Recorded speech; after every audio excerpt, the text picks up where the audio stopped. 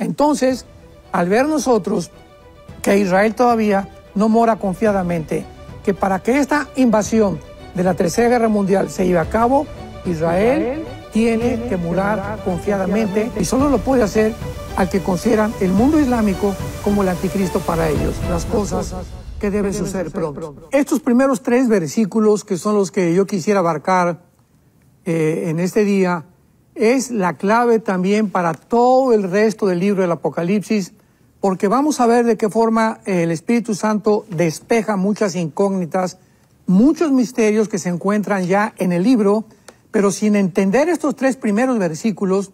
Por eso le quise nombrar la revelación de Jesucristo, porque los primeros 3 versículos nos dan la clave de todo el libro. Y dice así: la revelación de Jesucristo que Dios le dio para manifestar a sus siervos las cosas que deben suceder pronto, y la declaró enviándola por medio de su ángel a su siervo Juan, que ha dado testimonio de la palabra de Dios, del testimonio de Jesucristo, de las cosas que ha visto. Bienaventurado el que lee y los que oyen las palabras de esta profecía y guardan las cosas que en ella está escrita, porque el tiempo está cerca. Bueno, podemos comenzar rápidamente con la etimología o el significado de la palabra apocalipto, que es la palabra griega que se tradujo revelación. En las Biblias en inglés así se encuentra la traducción The Revelation of Jesus Christ, y aquí se tradujo en el español la revelación. ¿Por qué? Porque la palabra apocalipto es una palabra que significa varias cosas. En los tiempos de Grecia, antes del Imperio Romano, cuando un escultor hacía una gran estatua, o cuando un pintor hacía un gran cuadro, pues se guardaba para inaugurar este día y darle un aspecto especial a ese cuadro o a esa estatua. Pero las cubrían con una manta. Entonces se reunía la gente, invitaban a príncipes, invitaban a la realeza de diferentes naciones a que los acompañaran, y en ese momento quitaban la cortina o la manta que cubría tanto la estatua como la pintura, y este hecho de descubrir la cortina es la palabra apocalipto, que significa literalmente correr el velo o descubrir la cortina. Entonces dice la Biblia que esta revelación es que Dios le da a su Hijo Jesucristo el poder de que Él, Jesucristo, nos corra la cortina para que nosotros, sus siervos, esto es muy importante, porque el libro de Apocalipsis, como todas las Sagradas Escrituras, los 66 libros de la Biblia, están escondidos. Es un misterio para la mente natural, para la mente que no tiene la iluminación del Espíritu Santo. Entonces una mente puede ser muy intelectual, tú puedes ser muy inteligente, tener 4 o 5 doctorados en doctrinas políticas, en filosofía y letras, y venir a la Biblia y no entenderla, y por eso se le hace locura a los ateos y a la mayor parte de la gente, porque no la pueden entender. Es una revelación a los siervos, a los que seguimos a Jesús. Es un privilegio que Dios nos da. Entonces, se nos corre la cortina para asomarnos hacia el futuro. Y es muy importante, como lo vamos a ver más adelante, por qué Dios está tan interesado en que nosotros conozcamos, como dice la Biblia, las cosas que deben suceder pronto. En el versículo 3, porque el tiempo está cerca.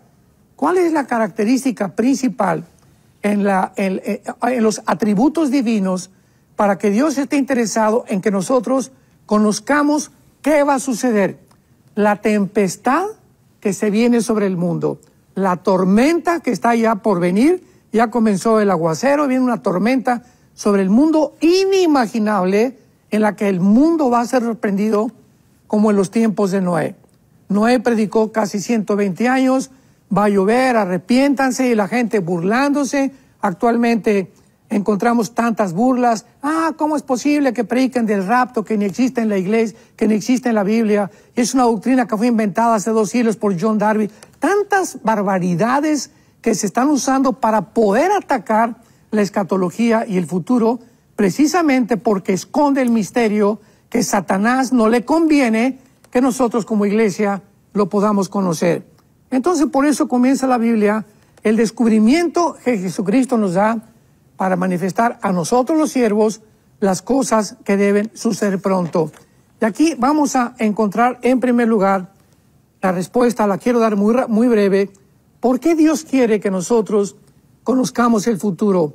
¿Por qué durante los últimos 20, 30 años no se ha predicado el Apocalipsis? Muy raras veces, ya la profecía está completamente olvidada, ¿verdad? Ya no hay nada de interés en cuanto a qué está pasando, pero ahora que comienza a arder el Medio Oriente y ahora que Rusia invade Ucrania, como que todos los cristianos volvemos otra vez, ahora sí, ¿qué dice la Biblia? Ahora sí estamos interesados, ¿verdad? Pero es que debemos siempre estar interesados porque Dios no quiere sorprendernos ni que como un ladrón en la noche sucedan estas cosas en nuestra vida. En primer lugar, ¿por qué quiere Dios revelarnos el futuro? Yo pienso que en primer lugar, para que nos preparemos para recibirle. Dice en Lucas capítulo 21, versículo 34, mirad también por ustedes mismos. Vean la advertencia de Dios para el futuro, que nuestros corazones no se carguen de glotonería y embriaguez y de los afanes de la vida, y venga de repente sobre vosotros aquel día. Ese día que está mencionando el evangelista Lucas, ¿a qué día se refiere? Pues se refiere, ¿verdad?, a la tempestad que se viene sobre el mundo. Y Dios no quiere que nosotros permanezcamos ignorantes y que caiga sobre el mundo y de repente nosotros nos preguntemos qué está pasando. No, tenemos que saber qué va a pasar para tener paz. Pero dice el versículo 35, como un lazo vendrá sobre todos los que habitan sobre la faz de la tierra. Velad pues en todo tiempo, escuchemos esto, orando, para que seamos tenidos por dignos, para que podamos ser considerados dignos de escapar de todas estas cosas que vendrán, por el amor de Dios. ¿De qué cosas quiere Dios que escapemos? Pues de la tribulación. Entonces, no todos van a escapar, ¿verdad?, en el arrebatamiento de la iglesia, sino que Dios quiere que nosotros estemos conscientes de que va a ser aquellos que están velando, aquellos que no se han enfrascado en los negocios de la vida y en los afanes de la vida y en la angustia y en el estrés y hacer dinero y obtener un lugar público, ser famoso, tener fama, etcétera, etcétera. Todos estos enemigos entran y ahogan la semilla de Dios. Entonces, esta es la primera cosa que Dios quiere que nosotros sepamos, por qué quiere que nosotros conozcamos el futuro. En segundo lugar, para motivarnos a ganar almas. Dice en 2 Pedro 3:9, claro, porque Dios no quiere que nadie se pierda, sino que todos procedan al arrepentimiento. Entonces, Dios quiere, ¿verdad?, que esto nos motive al ver todo lo que está pasando, como lo vamos a ver más adelante, que nos encontramos ya a través de las señales que son ya impresionantemente evidentes, que ya cautivan nuestra alma y nuestro corazón y nos hacen discernir que ya nos encontramos realmente, tal vez en la última generación de la historia, ganar las almas. Porque este es el corazón de Dios. De tal manera amó Dios al mundo, para que tú que estás escuchando no te pierdas, mas que tengas la vida eterna.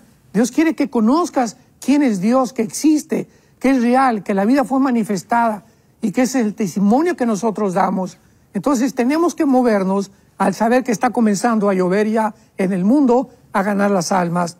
En tercer lugar, para que recordemos que somos extranjeros y peregrinos en el mundo. Dice en Hebreos 11:13, porque todos estos testigos que menciona Hebreos 11 murieron sin haber recibido lo prometido, sino creyéndolo, mirándolo de lejos y confesando que eran extranjeros y peregrinos en la tierra. Porque si hubieran considerado que podían regresar a su tierra de donde salieron, hubieran tenido tiempo, pero salieron porque sabían que Dios tenía una ciudad mucho mejor para ellos, una ciudad completamente construida por Dios. Así que Dios quiere que entendamos, vamos de paso por el mundo, santos de Dios. No podemos aferrarnos a ningún pedazo de tierra, a ninguna propiedad, a nada, porque este mundo va a pasar y sus deseos. Pero el que hace la voluntad de Dios va a permanecer para siempre. Y finalmente, para que, lo más importante, mientras van aconteciendo todos estos eventos, mientras va sucediendo lo que estamos viendo, ya Israel en pies de guerra, un ataque contra los grupos terroristas, Rusia no se va a quedar con los brazos cruzados, va a ayudar a Irán, de alguna manera va a explotar una guerra que no es la tercera guerra mundial. Vuelvo a enfatizar esto, vienen 2 o 3 guerras antes de que venga la tercera guerra mundial, en la cual no vamos a estar nosotros. Pero en cuarto lugar, Dios quiere que sepamos el futuro para que conforme los eventos vayan sucediéndose, podamos nosotros entender que Él es fiel, que lo que hizo con Israel lo va a hacer también con nosotros. Por ejemplo, rápidamente en Ezequiel 38, versículo 8. Veamos esta profecía de hace 2700 años, santos de Dios. Ezequiel 38, versículo 8. Dice así, veamos los detalles de esta profecía. De aquí a muchos días serás visitado. O sea, aquí se profetiza una invasión masiva de una confederación política de muchísimas naciones en contra de Israel, que es la tercera guerra mundial. De aquí a muchos días serás visitado. Al cabo de años, o sea, a Sharit, Shanek, se dice en el hebreo que es al final del tiempo, al final de los días. Serás visitado a la tierra salvada de la espada, recogida de muchos pueblos. ¿Quién es esta tierra? Lo dice más adelante, Israel. Hace 2700 años no estaban en el exilio.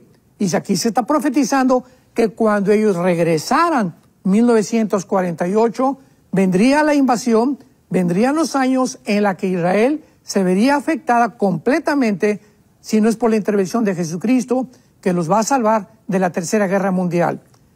La tierra recogida de muchos pueblos a los montes de Israel, que siempre fueron una desolación.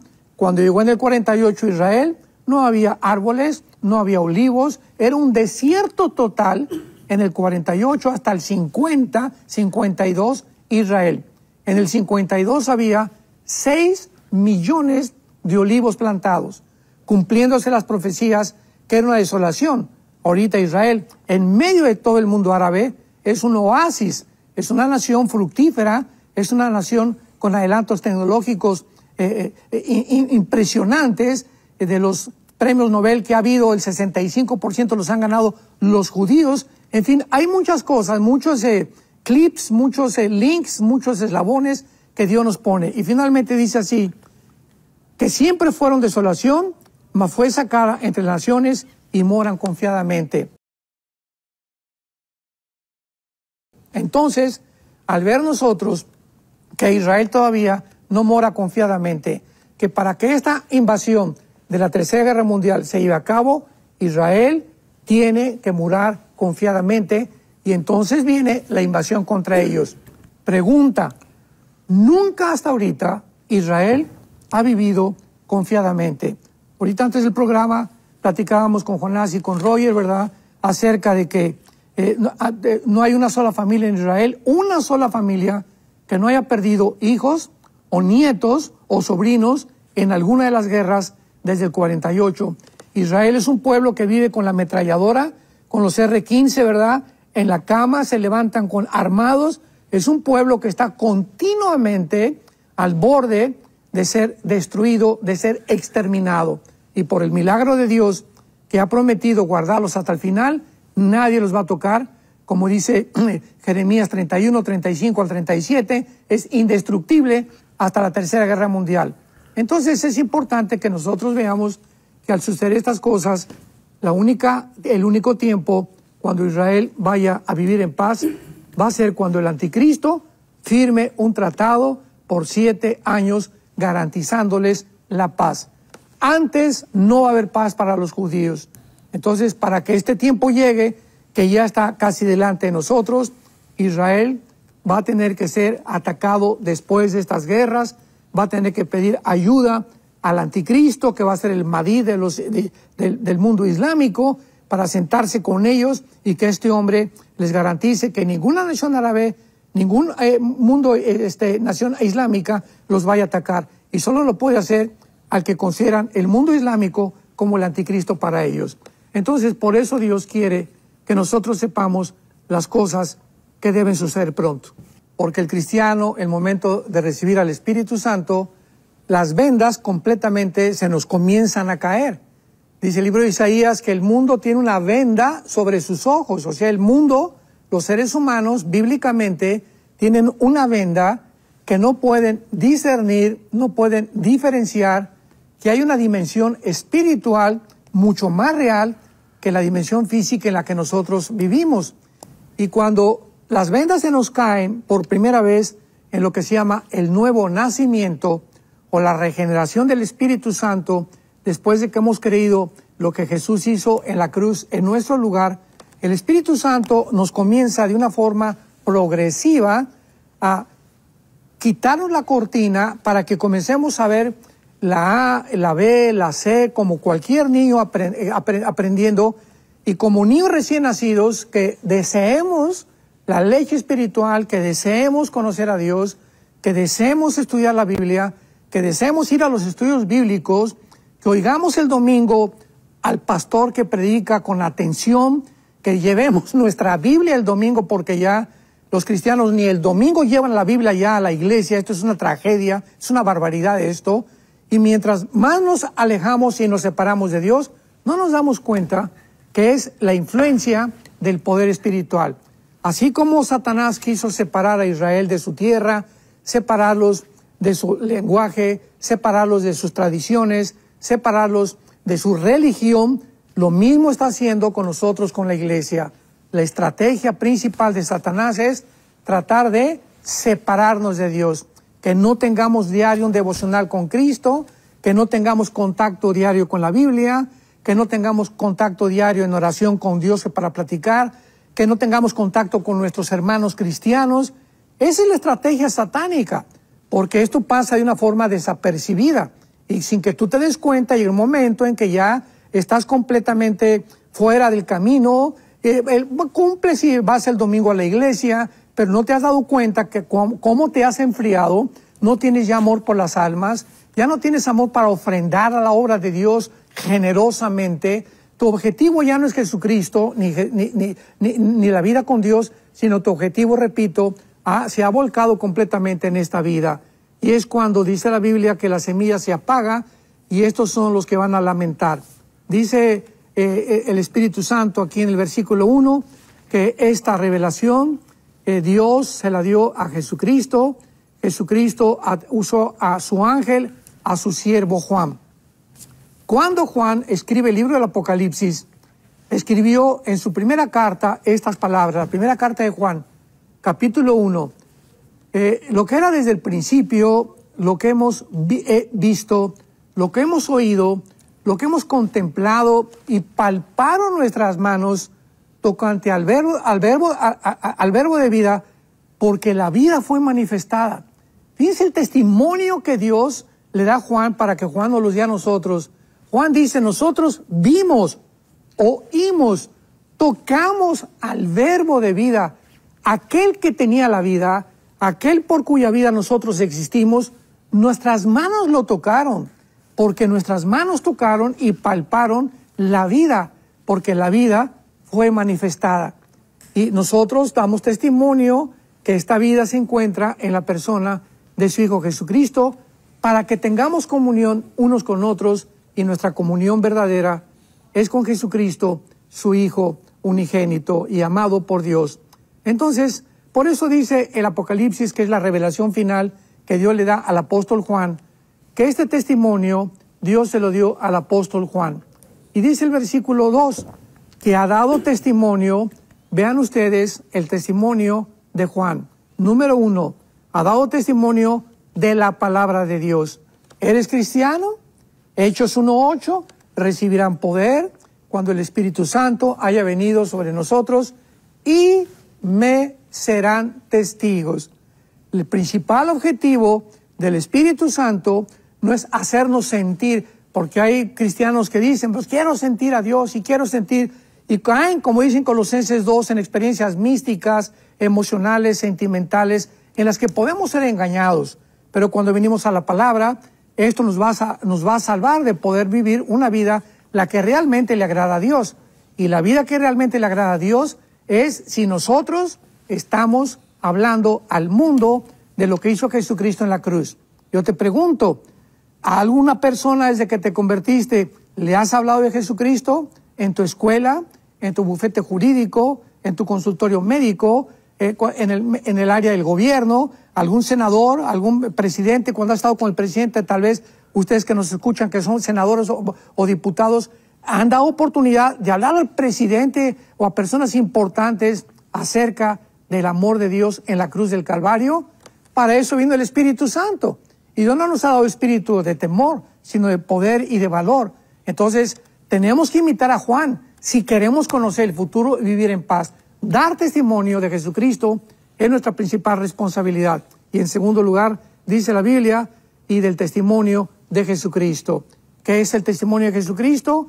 Que Dios fue crucificado, fue enterrado y fue resucitado a los 3 días. El mundo no lo sabe y nosotros somos los atalayas, somos los heraldos, somos los predicadores, los que debemos de proclamar este glorioso evangelio de la gracia de Dios, que Jesucristo fue crucificado, enterrado y resucitado a los 3 días. Y este mensaje el mundo lo tiene que escuchar. ¿Cómo lo va a escuchar si no es a través de nosotros?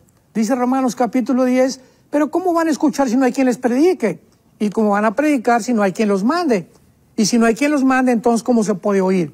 Gracias a Dios, una televisora como en Enlace, que está alcanzando a millones de personas, es el medio más idóneo para que tú puedas invertir en esta televisora. ¿Por qué? Porque estamos dando a conocer lo que hizo Jesucristo en la cruz del Calvario. Otras televisoras son telenovelas y chispirito y babosadas, ¿verdad? Que está llena la televisión de tantas barbaridades. ¿Cuántas televisoras hispanas existen?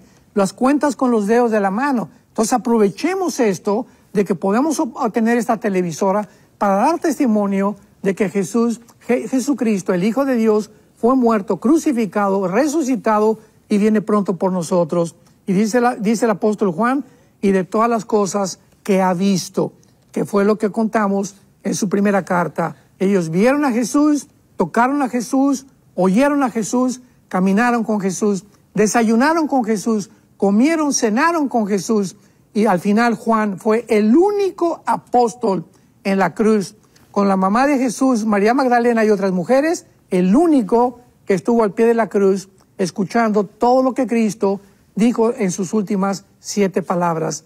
Así que esto es maravilloso, que podamos nosotros experimentar realmente lo que es la vida cristiana. Finalmente podemos nosotros concluir. El versículo 3, hay una bienaventuranza, que son muy pocas las bienaventuranzas. Desde el Sermón del Monte, Mateo 24, Marcos 13, Lucas 21, bienaventurados los pobres en espíritu, bienaventurados los que sufren, serán consolados, etcétera, etcétera. Hasta ahorita en el Nuevo Testamento, porque eso perteneció al Antiguo Testamento, los Evangelios, encontramos una bienaventuranza. Es tan importante que nosotros entendamos que Dios quiere que conozcamos el futuro, que hasta Dios nos promete una bendición especial, específica a los que oyen y leen el libro del Apocalipsis. Bienaventurado, y esta palabra es la palabra griega Makarios, con K, de kilo, Makarios, que significa dichoso o feliz. Vamos a traducirlo.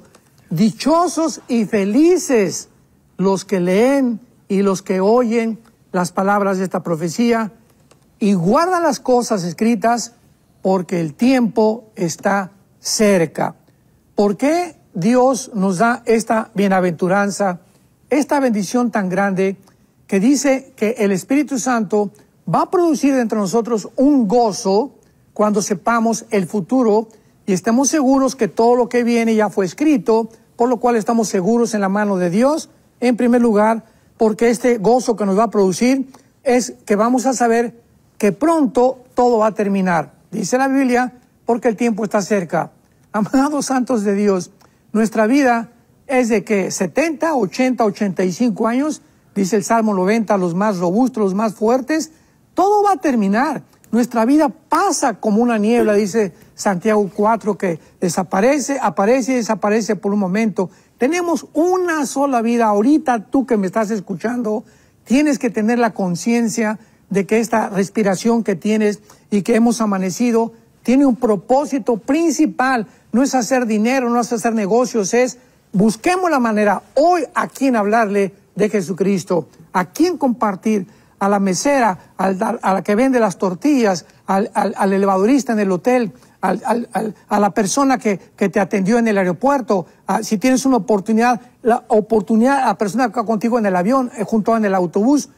No desperdiciemos ninguna oportunidad, como dice 2 de Timoteo 4, prediquemos el Evangelio a tiempo y fuera de tiempo. No hay un tiempo especial, es todo el tiempo que podamos, hablemos de Cristo. Entonces, por eso es la bienaventurada, porque sabemos que el tiempo está corto. Dice Tito 2, 11 al 13, aguardando la bienaventurada esperanza y manifestación gloriosa de nuestro Señor Jesucristo. El tiempo está cerca. Esto fue escrito hace 2000 años. Me podrás preguntar, ¿cómo que el tiempo está cerca si han pasado 2000 años? Porque el tiempo está cerca para ti y para mí en el día de nuestra muerte. Entonces Dios considera eso. A cada ser humano que ha nacido hace 2000 años, el tiempo se nos acaba. 70 llegaron unos, 80 unos.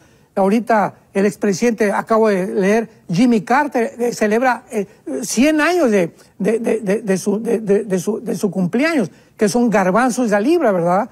El predicador Billy Graham, también del siglo pasado, casi llegó a los 100 años de edad. Son muy pocas las personas, pero tú y yo no sabemos qué tiempo vamos a tener. Por eso el tiempo está cerca, porque el tiempo está cerca de nuestra muerte. Entonces tenemos que conocer, antes de que Dios nos llame a casa, el glorioso Evangelio de Cristo, y porque conociendo el futuro, pues nos libra de temor, de la ansiedad, del estrés, de la depresión, sabiendo que Dios está al control de todas las cosas.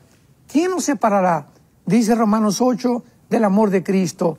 ¿Quién podrá condenarnos cuando hemos sido justificados por su sangre? Ni los ángeles, ni los demonios, ni lo porvenir, ni nada, ni nadie, ni enfermedad nos podrá separar jamás del amor de Dios que es en Cristo Jesús. ¿Por qué estamos tan seguros de esto? Porque Él murió en la cruz y porque nos está mostrando lo que va a suceder, para que cuando suceda nos acordemos que Él nos lo reveló con mucha anticipación.